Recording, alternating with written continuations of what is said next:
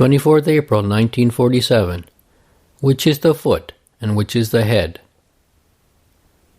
This afternoon, at 3 o'clock, a devotee stood near Bhagavan's sofa and said, "Swami, I have only one desire, namely, to put my head on Bhagavan's foot and do namaskar, obeisance. Bhagavan must grant me this favour." "Oh, is that the desire? But then, which is the foot and which is the head?" asked Bhagavan. No reply. After pausing for a while, Bhagavan said, "Where the self merges, that is the foot." "Where is that place?" asked that devotee. "Where? It is in one's own self. The feeling I, the ego, is the head. Where that aham, vritti, ego, dissolves, that is the foot of the Guru." It is said that bhakti should be like mother, father, Guru and God, but if the individual self gets dissolved, how is it possible to serve them with bhakti? He asked.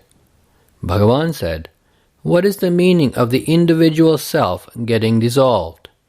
It means making that bhakti expansive. Everything is from one's own self. Hence, if one is in one's own self, one gets the Shakti, energy, to broad-base them all."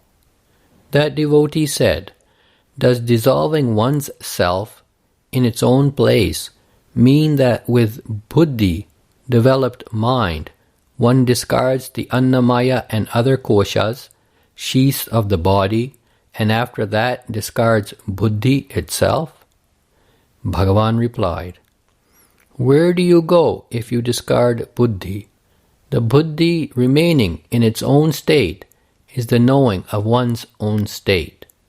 To eliminate or discard the various elements mentioned already, buddhi must be used like a punishing rod.